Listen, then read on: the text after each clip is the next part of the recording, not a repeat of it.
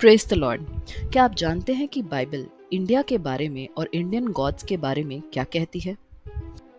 हम सब जानते हैं कि इजरायलियों के पास वाचा का संदूक होता था और जब वो कोई युद्ध करने जाते थे तो वाचा का संदूक के कारण हर युद्ध जीत जाते थे। इजराइल के आसपास के क्षेत्र जब इनसे परेशान हो गए क्योंकि इन्हें हराना असंभव जैसा था, तो फिलिस्तीनियों ने सोचा कि क्यों ना इनका ये वाचा का संदूक इनसे चुरा लिया जाए। और उन्होंने वाचा का संदूक चुरा लिया और उसे दगान, जिसे दगान देवता भी कहा जाता है, उसके मंदिर में रख दिया। 1 शमूएल 5 में लिखा है, और फलिश्तियों ने परमेश्वर का संदूक एबे नजर से उठाकर अशदोद में पहुंचा दिया। फिर फलिश्तियों ने परमेश्वर के संदूक को उठाकर दागोन के मंदिर में पहुंचाकर दागोन के पास धर दिया।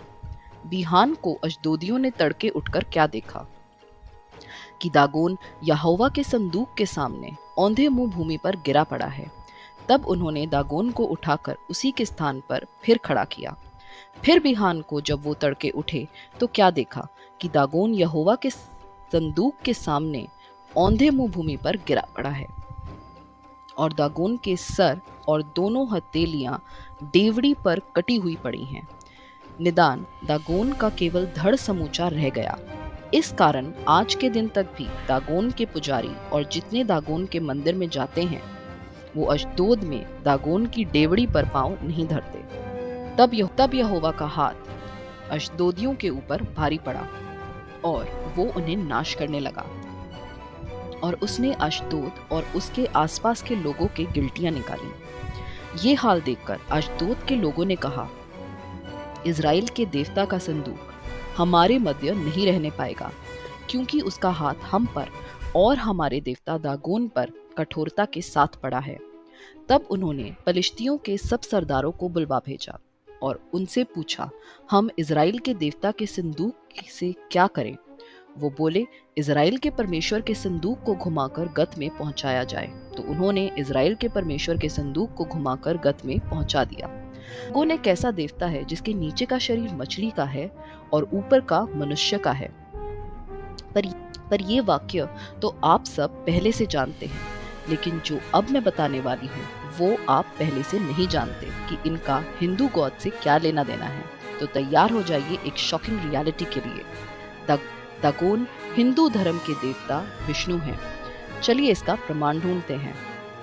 He was portrayed half man and half fish, मत्स्य अवतार फिश इनकारनेशन ऑफ विष्णु।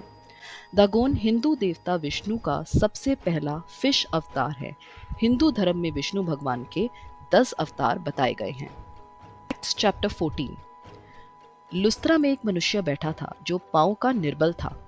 वो जन्म ही से लंगड़ा था और कभी ना चला था। वो पौलुस को बातें करते सुन रहा था और इसने उसकी ओर टकटकी लगाकर देखा कि इसको चंगा हो जाने का विश्वास है। ऊंचे शब्द से कहा, अपने पांव के बल सीधा खड़ा हो। तब वो उछलकर चलने फिरने लगा।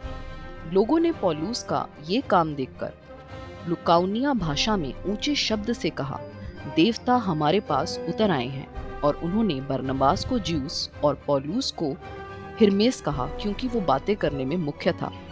और ज्यूस के उस मंदिर का पुजारी जो उसके नगर में के सामने था, बैल और फूलों के हार फाटकों पर लाकर लोगों के साथ बलिदान करना चाहता था। परंतु बरनबास और पौलुस प्रेरितों ने जब सुना तो अपने कपड़े फाड़े और भीड़ में लपक गए और पुकार कर कहने लगे, हे लोगों, तुम क्या करते हो?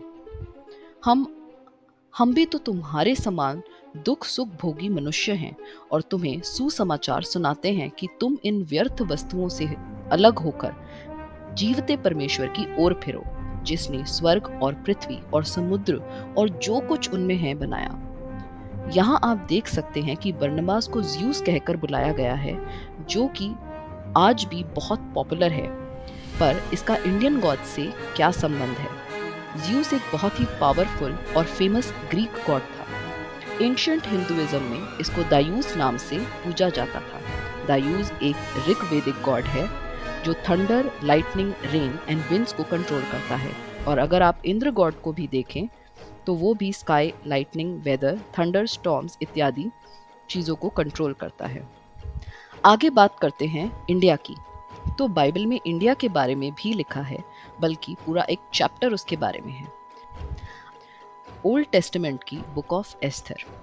Esther chapter 1। शेरशह नाम राजा के दिनों में ये बातें हुई। ये वही शेरशह है जो 127 प्रांतों पर अर्थात हिंदुस्तान से लेकर कूश देश तक राज्य करता था। अगर वीडियो पसंद आए तो ऐसे ही इंटरेस्टिंग बाइबल फैक्ट्स को जानने के लिए सब्सक्राइब करना मत भूलिएगा। ऐसे ही इंटरेस्टिंग